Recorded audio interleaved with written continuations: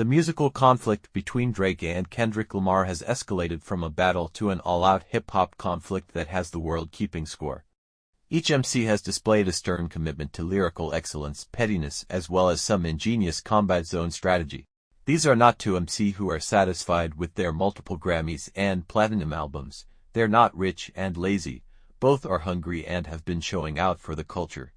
The stakes are extreme. This is not just I don't like you, you don't like me.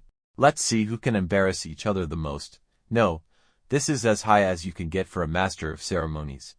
When the smoke clears from this, the victor could very well be crowned the greatest, not just of right now, but of his generation. Maybe even of all time, depending on what fan you ask. That's how serious this is. No matter what order you rank them, Drake and Lamar are both perched as hip-hop's to most elite. Drake has dominated in his career with both rapping and singing supreme bars and melodies. He dropped his game-changing mixtape, be aptly titled So Far Gone, just over 15 years ago and has been just that ever since. Outta here, he's had a run of No. 1 records, club bangers, underground smashes and platinum LPs unlike anything rap has ever seen. He's left no stone unturned, appealing to everyone. He's touched multiple genres, working with fellow chart toppers to virtually unknowns, and has had success across the board just about every single time. Have there been rappers such as Eminem and Nelly from the era of physical album purchases that have sold more? For sure. However, for a decade and a half, Drake's had endlessly embraced content that's been lauded by fans and journalists. Ask yourself, when's the last time Drake hasn't had a hit or multiple hits at the same time in the marketplace? He hasn't had any lulls since he stepped on the scene. Lamar is highly successful as well. He was literally knighted by Dr. Dre and Snoop Dogg at a concert years ago as a new leader of the West Coast. K. is unquestionably special on the mic. He releases music that speaks to your soul. Alright was an anthem during the Black Lives Matter movement for black culture. He's an activist in his songs and in the streets. God blessed him with one of the most dangerous skill sets any rapper can boast, which he's honed with hard work and dedication through the years. Lamar is one of the most critically acclaimed ever. With classics in his catalog, he has Grammys, he sells out tour across the globe, but the spotlight just isn't his thing. You won't catch him at the club. He stays out of the media. And he doesn't drop music frequently. Lamar's last album, Mr. Morale and the Big Steppers, came out 2 years ago and fans had to wait 5 years for that as it was the follow-up to his masterful, Pulitzer Prize-winning gem. Damn, Lamar doesn't do a lot of guest features between projects either. Still, he is so potent. Even though his presence in the marketplace isn't imminent for years at a time, he never loses his place. When he surfaces, it's right back to the front of the line. That's what makes this clash of the Titans the most marquee matchup since Jay-Z versus Nas in the early 2000s. Two generational talents, not just at the top of their games, but at the top of the game going at it. And they have delivered like no other face-off we've seen. This to me has been the best rap battle I've ever witnessed. Radio personality Charlemagne the God said Tuesday on The Breakfast Club, the two best of their generation, in their prime. I've never seen a rap battle give us this much music. Every time one of them drops, the other person answers, and when the other person answers, they answered with some heat. The clash of titans has been galvanizing for the most part, polarizing. There's still no clear-cut winner as of press time. Even Charlemagne and co-host DJ Envy debated on air about who is in the lead. Beautiful in the high level of mic craftsmanship. Brutal, cringeworthy at times with some of the outrageous, unfounded claims by both parties, but undeniably exciting. It has been real-life cinema. Watching the two in gladiator mode trying to one-up the other, especially within the frenzy of the last few days.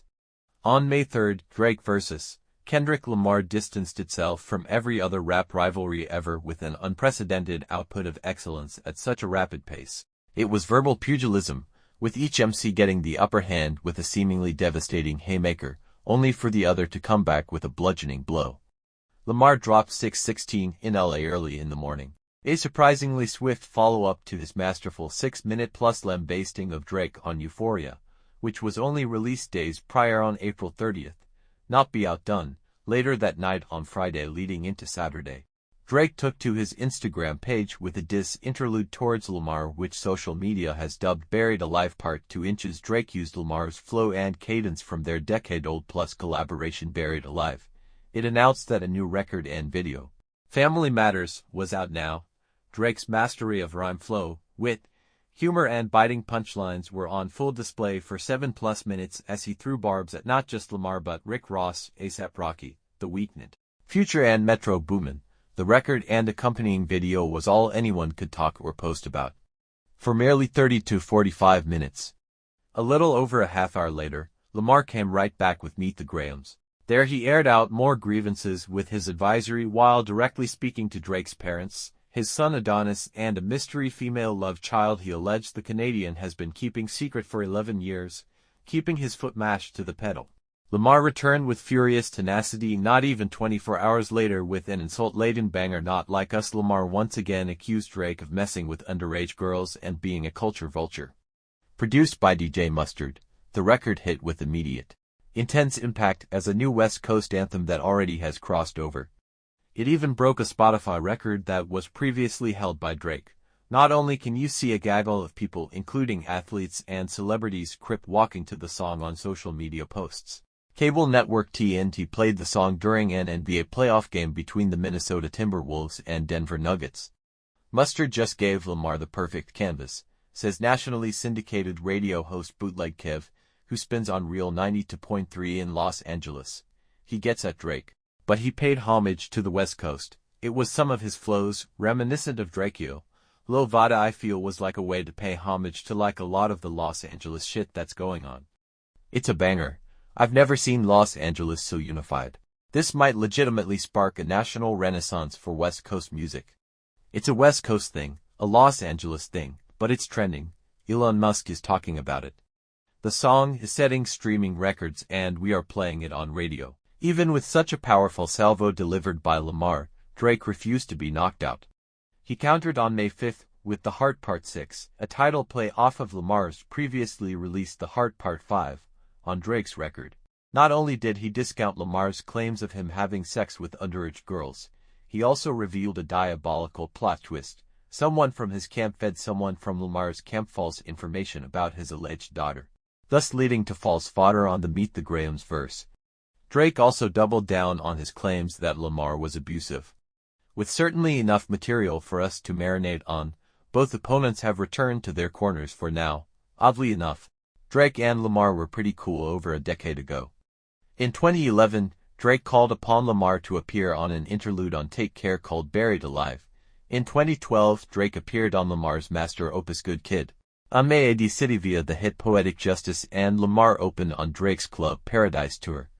The pair were also featured guests alongside 2 Chainz on A$AP Rocky's Problems. Despite the great vibes, the energy between Drake and Lamar forever shifted the following summer in 2013 in the wake of Lamar's much-talked-about verse on Big Sean's Control. I'm usually homeboys with the same S I'm rhyming with, Lamar proclaimed. But this is hip-hop and they should know what time it is, and that goes for Jermaine Cole, Whale, Pusha T, Meek Mills, A$AP Rocky, Drake, Big Sean, Jay Electron, Tyler, Mac Miller. I got love for you all but I'm trying to murder you. Lamar chalked it up to be just friendly sportsmanship. However, he ruffled quite a few of his peers' feathers to say the least. But nothing really escalated that huge. In fact, from there though, the actual name-calling between Drake and Lamar was dormant. Over the years, if you read between the rap lines, Drake and Lamar have levied subliminal daggers at each other, such as on 2015's King Kunta when Lamar mocked a rapper with a ghostwriter in the wake of Meek Mill and others accusing Drake of using hired guns to pen his acclaimed lyrics. Still, the issues with Lamar never really came to the forefront. Drake did have his hands full from time to time being lyrically at odds, most notably with Meek Mill and Pusha T. Last October, Drake and J. Cole collaborated on First Person Shooter, where Cole labeled himself Drizzy and Lamar as rap's Big Three. The song debuted No. 1 on Billboard's Hot 100. Months later, in late March, Lamar ignited his feud with Drake by appearing on Future and Metro Boomin's Like That, declaring that Drake and Cole were not in his class on the No. 1 smash. He noted there wasn't a Big Three, it's just Big Me. Cole was the first to retaliate with 7-minute Drill off his surprise April 5th release Might Delete Later. The song came out on a Friday to a serious buzz, but by that Sunday, Cole got on stage at his Dreamville festival and apologized for making it. By the following week, the song was deleted from Might Delete. While Cole was ready to bow out, Drake was ready to tag in, dropping push-ups, which was aimed mostly at Lamar but also at one of his best and consistent collaborators. Rick Ross the Boss clapped back 2 hours later with the Drake diss Champagne Moments. On April 19th, Drake released Tailor-Made Freestyle, where he publicly asked Lamar where his retort to push-ups was and scolded Lamar for taking so long with a response. Drake even went as far as using AI-generated voices of Tupac and Snoop Dogg as features. Lamar came back relentlessly, starting on April 30th with Euphoria, with some DJs such as Bootleg Kev predicting Not Like Us to be a candidate for Song of the Summer. This historic verbal jousting may just be heating, instead of cooling down.